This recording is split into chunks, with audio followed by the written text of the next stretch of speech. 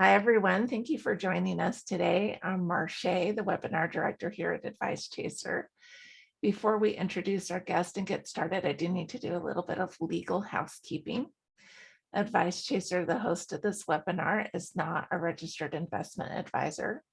We cannot and do not give financial advice. Today's presentation is for educational purposes only and cannot be considered advice for any person's individual situation. Advice Chaser regularly hosts informative webinars, such as this one, featuring a variety of knowledgeable professionals, many of whom are licensed advisors. Any opinions, ideas, jokes, or principles expressed by presenters are their own, and however true, funny, or interesting, are not endorsed by Advice Chaser. Please do not act on the information you hear today without consulting a qualified financial professional. Go ahead and go to the next slide there. Well, we are thrilled to bring you this educational presentation. We do encourage you to ask questions using the chat box. And if you ask a question in the chat box, go ahead and leave your contact information as well.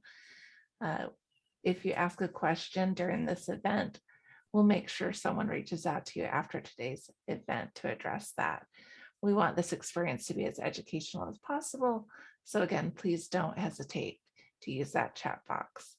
Well, I'd love to introduce you to today's presenter. Dave, go ahead and put that up there. Oh, there we go. Dave Grant is a certified financial planner professional and the owner of Retirement Matters. Dave has provided fee-only fiduciary financial advice to clients since 2007 and specializes in retirement income planning. His initial focus with clients is to help them understand what they want to achieve in life, what goals to set, and how important those goals are in comparison to each other. It's then his job to bring the best investing and retirement income strategies to aid in building an ideal life and having a customized financial plan at his clients' fingertips. Well, I'm going to go ahead and turn the time over to you, Dave. Can't wait to hear what you've got to say about this topic today. Thank you, Marche. All right, well, today we are talking about gifting versus leaving an inheritance and which is better. I'm going to say better, I'm going to put it in air quotes because that can mean a lot of different things to a lot of different people. And as we're talking about gifting versus inheritance, we are obviously talking about people who have more money than they need or really want to benefit people who are, their heirs and leave them some money. So we're looking at which is better. So there's a lot of different clarifications as to which is better and which is better for different people. So there's going to be different tax consequences if you give the money now versus if you give the money after you die and leave it as an inheritance. And we're going to keep this very top level because it can get very complex if you're talking about, well, do I leave a business now or do I leave a business later? We're not going to get into that level of detail. We're just going to talk about, well, what happens if you give some cash, or if you have, say, a plot of land that you're wanting to leave down, through various heirs. We're just going to leave it kind of that top level, but kind of give you the comparisons of, well, what happens if you give it now versus if you give it later. So let's say that you want to give people money now. So you can actually give a person up to $15,000 a year without complicating anything and without needing to do anything special. You can do that to as many people as you want to. So if you have a lot of money burning a hole in your pocket, you can give people $15,000 a year and that's it. You can just bless them. Now things start to get a little tricky once you start to give over $15,000 a year. So let's say that you have a favorite child and you're going to give them $20,000. Well, it's $15,000 a year. That means that you are under the tax exempt gift tax exemption amount for the year. This does change each year. It does typically go up, but this year it's 15,000. Well, what happens to that extra 5,000? So you're over the exemption amount. Well, that means that you need to file a tax reform, and it's here, tax form 709. And you need to state that you gave someone 5,000 over that 15,000. Now, assuming you're using a competent CPA, they will be able to file that form. You have an exemption throughout your lifetime as to how much you can gift to people. Again, that changes every year. This year, it's close to $12 million. That's combined your gifting amount and your amount you can leave as an inheritance without paying any taxes. So assuming you have that form filed, you're essentially going to take that 5,000 away from that 12 million as your exemption, and that's it. There's no taxes due. You don't have to pay any taxes. The person that you're gifting money to doesn't have to give any taxes, and everything's great. As long as you file that paperwork, there's no problems. If you don't file that paperwork, you as the gifter will have to pay taxes on that $5,000. So make sure if you're giving over that $15,000 limit, you are filing that paperwork. Well, let's say that you didn't want to mess with that paperwork and you had $45,000. Well, you can't give that in 1 year without filing that paperwork or owing taxes. But one thing you can do is split that up. You can say, well, okay, I've got 45,000. Why don't we spread that out over 3 years? I'll give you 15,000 this year, 15 the next, and 15 the year after that. And then you're not filing any tax paperwork and you're not paying taxes. So gifting cash is easy. When you gift a non-cash asset as a gift, it starts to get a little tricky. So let's say that we'll use a house for an example. Let's say you're gifting someone a house before you die, and that house is worth $200,000. Well, you're way over the exemption. So that means that you are going to have to file tax paperwork, and the gift that you're giving, you can take 15,000 away from that 200,000, but the rest of that amount is going to be considered the amount that's over the exemption. The added wrinkle is, well, if you bought that house for 10,000 and it's now worth 200,000, if the person you're gifting it to then sells it, their basis is not going to be the basis of the value of the property. It's actually going to be the basis that you had when you bought it.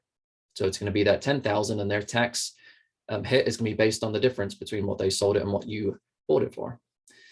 So if you're gifting cash, that's going to be easy. If you're deciding that you don't want to gift cash and you want to give assets, that's going to be the time when you bring in a CPA and maybe an attorney just to make sure that you don't mess things up.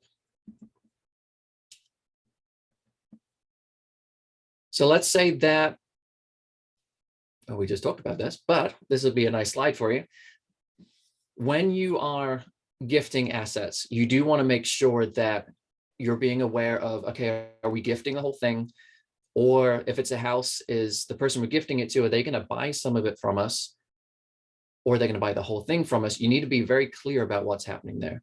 So in this example, if you wanted to leave your house among your generations, one way to do it is to have your child buy part of the house and you can gift the rest. And this typically works when, there's been a house in generations for a long time and it's raised in value, but the children or the heirs buying it don't have the cash assets or cannot qualify for a loan to buy the whole thing. Or you just want to be generous and gift part of it as well as having it be purchased from you too. So the portion that is not bought from you, that's going to be the amount that is the gift. So in this example, the house is 750, child buys 500,000 of it. With the 250,000, that's going to be what's considered the gift, because that's the difference between what it's worth and what has been bought. So then again, you need to get with a CPA and an estate planning attorney just to make sure that everything's buttoned up and you're not falling afoul of any rules. Well, let's look at, well, that's okay when you're living, but what happens when you die? If you don't want to give up that house because you're living in it, well, if you leave it to your heirs after you die, then it falls under a different set of rules. So there is a federal estate law when it comes to estate taxes and what your exemption is, but there's also state rules as well. And they don't all fall in line with the federal law. So for example, I'm in Illinois. Our state law as to how much you can leave without paying taxes does not line up with what the federal amount is. In some other states, there's also an inheritance tax as well. So if you were leaving assets to people, even if you were under the exemption on the federal level, you may still have a tax. Your heirs may owe a tax on what they're receiving, and it'll probably be the estate will be owing the tax. So you do have to be aware of what your state rules are. It also depends on what your relationship is to that person. So I know that some grandparents like to leave their children assets, but if their children are already well off as it is, they might want to leave their grandchildren assets. Well, you have to be careful at that point because there's different taxes depending on who you leave things to. So if you leave it to your child, that's fine. But if you're going to skip a generation, there is a thing called a generation skipping tax. So you do have to be aware of who you're giving things to and what liability is being caused by doing so. Now, if you're looking at gifting, let's say you're gifting people stock, and it's stock that actually gives a lot of dividends or has some capital gains. If you're gifting other types of investments like mutual funds, if it's kicking off lots of things that are taxable, you want to be aware of who you're gifting that to. If you're gifting that to, say, a child who earns a great income, they're now receiving that inheritance and adding all those dividends, capital gains to their income, and it's being taxed at quite a high rate. Well, what if you're able to gift those things to an heir that's in a low income? That means that it's added to their income, their tax rate on all of those dividends, capital gains, etc. It's going to be lower than if you're gifting it to someone who's in a high income bracket. I wouldn't say that a lot of people base their gifting on how much people are earning, but it's definitely a consideration to make. So my caveat here is every situation is unique. A lot of people are wanting that one size fits all, but that is definitely not the case.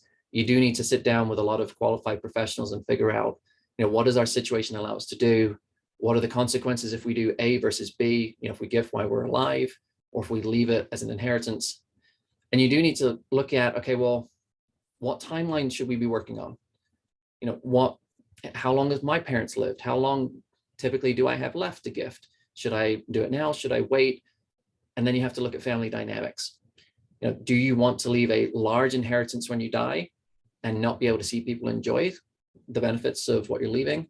Or would you rather gift money now and watch people enjoy that money?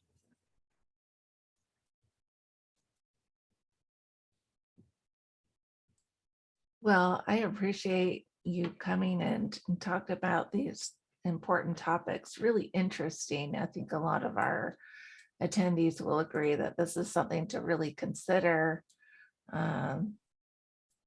as they get in their later years and are planning on how they're going to leave a legacy. So I really appreciate what you had to say here. On behalf of Advice Chaser, we want to thank Dave and the organizations that have worked with us to bring you this webinar today. Thank you so much for attending. Here at Advice Chaser, we're all about helping you find a financial advisor who's a great fit for your life and your financial questions. Our matching service is free to you, and every one of our advisor partners has committed to offer a free initial consultation to anyone we introduce them to.